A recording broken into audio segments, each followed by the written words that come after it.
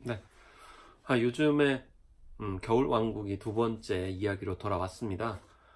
그러면서 스크린 독과점 문제가 발생했거든요.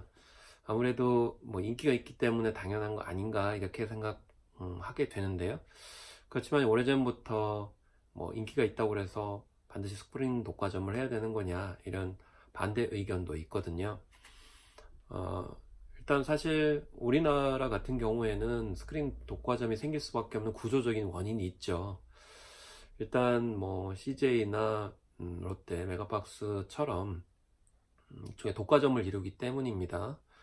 그래서 기획부터 투자, 배급, 상용에 이르기까지 전 과정을 몇몇 기업이 다 독점하고 있죠. 그래서 독과점을 이루고 있다 이렇게 얘기를 하고 있는데, 그러다 보면은 아무래도 기획, 투자, 배급 하는 쪽에서 스크린 수를 결정하게 되는 거죠. 그래서 인기가 있다고 그러면 그쪽이 다 몰아주는 거죠. 그것이 자신들이 제작한 영화뿐만이 아니고 또 해외에서 수입한 영화를 하더라도 배급은 그쪽에서 소수의 기업들이 할 수 있기 때문입니다. 그러다 보니까 영화 내용과는 상관없이 스크린 독과점 문제가 발생하죠. 근데 사실 겨울왕국이 굉장히 좋은 영화고 많은 분들이 볼만한 영화입니다. 연인이나 뭐 가족끼리 또 아이들과 함께 볼 수 있는데요. 그렇지만 겨울왕국 외에 다른 영화를 보고 싶어하는 분들도 상당히 많이 있습니다. 뭐 장안에 이제 론스타 그 사태를 다뤘던 뭐 블랙머니라든지 뭐 삽질이라는 영화도 있고요. 또 뭐 그 외에도 다양한 영화들이 존재하는데 그 영화들이 채 주목을 받지 못하고 이렇게 사라질 수 있기 때문이죠. 봉준호 감독의 기생충이라는 영화가 미국에서 상영이 됐는데 플랫폼 릴리즈라는 방식을 취했습니다. 우리나라 같은 경우는 스크린을 처음에 뭐 흥행 영화가 예상이 된다 그러면 몰아주기 방식으로 뭐 심지어 뭐 2,500개에서 2,700개까지 이렇게 몰아주는 경우도 있거든요. 근데 이제 미국 같은 경우에서 기생충 같은 경우는 단 3개의 개봉관으로 시작을 했습니다. 그리고 33개, 그 다음에 400여 개, 그 다음에 600여 개로 늘어났거든요.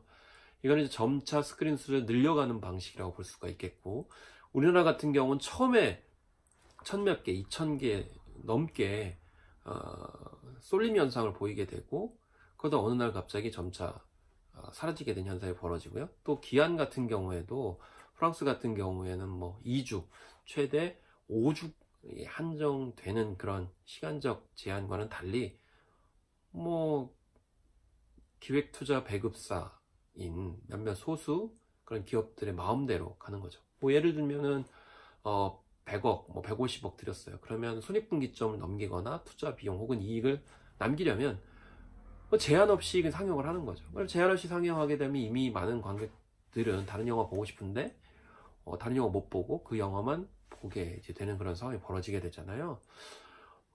그리고 그 안에서 또 이렇게 멀티플렉스라는 것이 일단 들어가서 선택을 하기 때문에 그 시간에 맞게 특히 이제 황금 시간대인 뭐 오후 5시부터 11시 때 같은 경우에는 특정 영화만 볼 수밖에 없기 때문에 그런 차원에서 자기가 보고 싶지 않아도 보게 만드는 갇혀있는 그런 상황이 되는 거죠. 그래서 멀티플렉스 같은 경우는 여러분들 되게 1층, 2층이 없어요.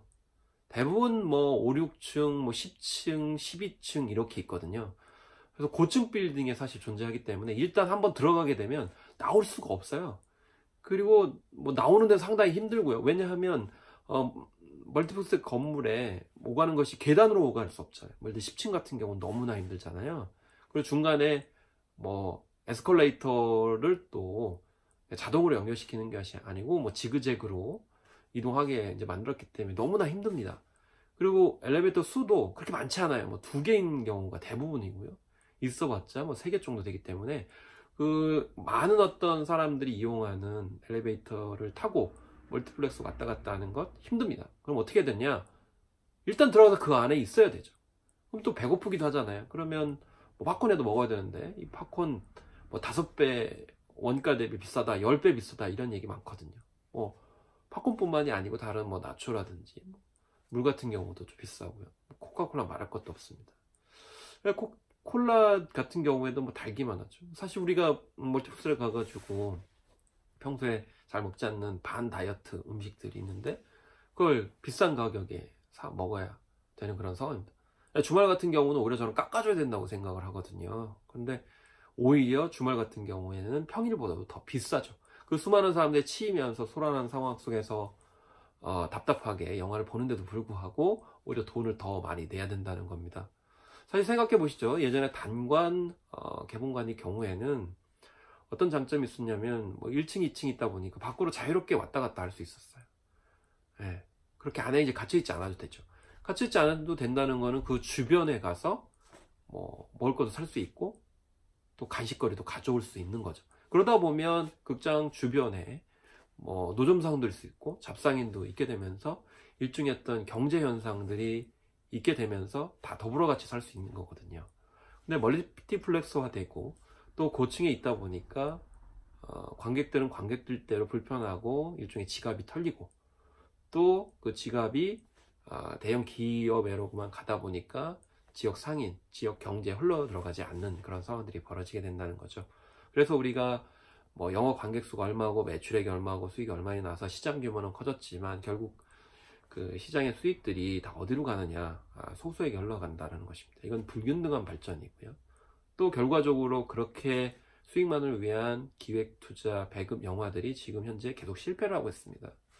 그렇다 보면 영화의 토대도 해치고 시장 균형성과 발전성도 해치기 때문에 그런 면에서 상생의 방안을 어떻게 모색할 것인지 이걸 생각했을 때 결국에는 독과점 체제를 해체하고 영화적 다양성이 보장될 수 있도록 특히 중간 사이즈의 영화들이 많이 나올 수 있도록 제작 구조를 변동하는 모습들이 보여져야 된다. 그리고 멀티플렉스 자체가 지역 경제와 공존 공생할 수 있는 방안까지도 모색이 돼야 된다고 보겠습니다.